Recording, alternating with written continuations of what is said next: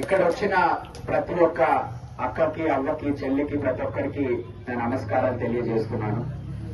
నా పేరు విజయ మల్లంగి అమ్మ. నేను హైదరాబాద్ లో ఉంటాను. నేను ఒక సివిల్ ఇంజనీర్. సివిల్ ఇంజనీరింగ్ అంటే తెలుసా?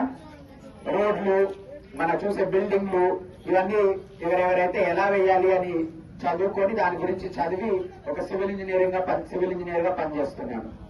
ఈరోజు సివిల్ ఇంజనీరింగ్ గా చదువుకున్న వ్యక్తి హైదరాబాద్ నుంచి ఆర్మూర్లో వార్డ్ నెంబర్ 10 టీచర్స్ కాలనీకి వచ్చి జ్యోతి లక్ష్మీనారాయణ గారికి ఓటు వేయండి అని ఎందుకు అడుగుతున్నాడని మీరు అందరూ అనుకోవచ్చు. ఇక్కడ ఆల్రెడీ ఉన్నారు మా నాయకులు చాలా మంది.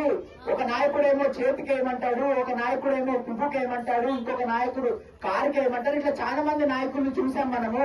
ఈసారి కొత్తగా ఎవరయ్యా వీళ్ళందరూ చీపురు పట్టుకొని వచ్చారు. చీపురు ఏంటి అని అనుకోవచ్చు మీరందరూ. చీపురు కేవలం మనం ఇంట్లో వాడితే చెత్తని దులిపే చీపురు కాదు. ఇప్పుడు రాజకీయంగా దేశవ్యాప్తంగా ఒక చీపురుతో అవినీతిని కూడా తరిమి కొట్టే విధంగా ఒక పార్టీ, ఆమ్ ఆద్మీ పార్టీ అనేది ఆవిర్భవించింది ఢిల్లీ అంటే న్యూఢిల్లీలో, మన దేశ రాజధానిలో. అటువంటిది మన దేశ రాజధానిలో కేవలం సామాన్యులు కొంతమంది వచ్చి ఎందుకు ఈ రాజకీయాలను ఎందుకు మార్చకూడదు? ఈ రాజకీయాలు అందరూ ఊరికే పెద్దోళ్ళ చేసేది, పుట్ట పైసలు అలా చేసేది. వాళ్ళు చేసి ఇన్ని రోజులు ఏముద్ధరించారు?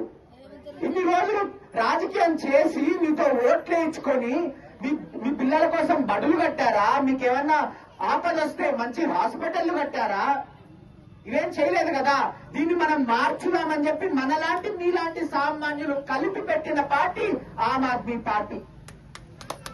అయితే ఈ ఆమ్ ఆద్మీ పార్టీ ఎలక్షన్లు వచ్చాయి, మున్సిపల్ ఎలక్షన్లు వచ్చాయి. ఎలక్షన్ రోజు ముందు రోజు మీకు ఎవరికి డబ్బులు ఇవ్వము, ఎందుకంటే మా దగ్గర లేవు. మేము మీలాంటి సామాన్యులమే. కానీ ఎలక్షన్లు అయ్యాక డబ్బులు ఇవ్వకపోయినా మిగతా పార్టీల దగ్గర మీరు డబ్బులు తీసుకొని మా గుర్తుకి, ఆమ్ ఆద్మీ పార్టీ గుర్తుకి, చీపురుకి గుర్తుకి ఓటేసి జ్యోతకని గాని మీరు గెలిపిస్తే ఈ కాలనీలో ఉన్న సమస్యలు ఏవైతే ఉన్నాయో, రోడ్లు లేకపోవడం, స్ట్రీట్ లైట్లు లేకపోవడం, మురికి వాడలాగా అక్కడ నీళ్లు రాకపోవడం, దాని తర్వాత ఒక అంగన్వాడీ సెంటర్ లేకపోవడం, హైటెన్షన్ వైర్లు మన నెత్తిపైన ఉండడం, మనకి నీటికి మిషన్ భగీరథ అని నీళ్లు వచ్చినా దానికి ప్రెషర్ లేకుండా దానికి పట్టుకోవడానికంటే టైంకి నీళ్లు రాకపోవడం. సో ఈ అన్ని సమస్యలపై జ్యోతక్కతో మేము కలిసి మీ వెంట నడిచి మీకు ఏ సమస్యలున్నా అవి పరిష్కరించడానికి మేము పనిచేస్తాం. అన్నిటికంటే ముఖ్యంగా ఒక్క మాట మీకు చెప్పబోతున్నాను ఈరోజు.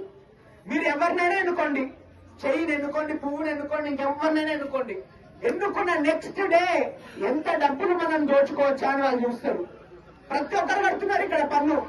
అమ్మ నువ్వు కడుతున్నావు, అక్క నువ్వు కడుతున్నావు పన్ను. తెలుసా? మనం కొనే చిన్న అగ్గిపెట్ట పైన పన్ను కడుతున్నాం, కొనే చిన్న వాటర్ ప్యాకెట్ పైన, ఒక చిప్స్ ప్యాకెట్ పైన, ఏ విషయం పైన చూసుకున్నా తాత నువ్వు కూడా పన్ను కడుతున్నావు. ప్రభుత్వానికి మనందరం చేసే ప్రతి ఒక్క పనిపై పన్ను కడుతూనే ఉన్నాం. మనం ఆటోలో వెళ్ళాలంటే ఆటో పైన, డీజిల్ పెట్రోల్ పైన 30% పన్ను ఉంది.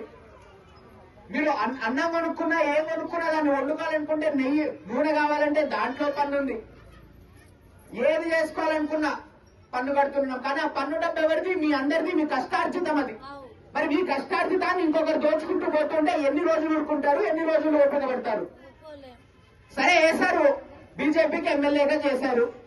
నరేంద్ర మోడీ గారు గొప్పవారని చెప్పేసి ఆయనని ప్రధానమంత్రిని చేశారు. ఇక్కడ రేవంత్ రెడ్డి గారిని ముఖ్యమంత్రిని చేసేశారు కదా, అయిపోయింది కదా ఎలక్షన్. ఇది మున్సిపల్ ఎలక్షన్.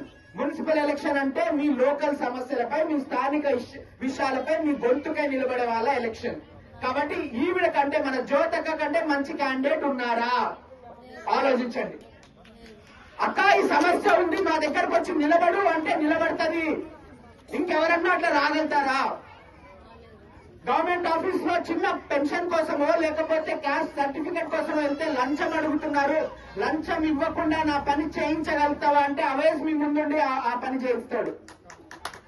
ఇక్కడ స్థానికుడు అవేస్, సమాచార హక్కు చట్టం వాడటం వచ్చు అవేస్ కి, అధికారులని ప్రశ్నించడం వచ్చు అవేస్ కి. మీ వెంట ఉండి అవేస్ ఇంకా జ్యోతి అక్క ఇద్దరు నిలబడతారు. మీ పిల్లలకి చదువు వచ్చే విధంగా వాళ్ళు పోరాడతారు. ఈ రోజు నేను ఇలా ఇక్కడ నిలబడి మాట్లాడుతున్నానంటే నాకు ఆ దేవుడు, మా తల్లిదండ్రులు చదువు ఇవ్వడం వల్లనే. మీ పిల్లలకి మీరు చేయగలిగే ఏకైక మేలు జీవితంలో వాళ్ళకి చదువు నేర్పడం. आपके औलाद को आप एक ही अच्छी ये कर सकते हैं आप उनके जीवन में कि उनको अच्छी शिक्षा देना। अगर वो लोग पढ़े लिखे होंगे तो उनके जिंदगी के बहुत सारे उनके अपॉर्चुनिटीज मिलेंगे, उनको उद्योग मिलेगा। जब उनको उद्योग मिलेगा तब घर को पैसे आएंगे, तब घर अच्छा बनेगा। अगर हमें कुछ आपत्ति हुआ तो हॉस्पिटल के खर्चे भी निकलेंगे उससे। जब तक हमारे बच्चे पढ़े लिखे नहीं होंगे तब तक हम कुछ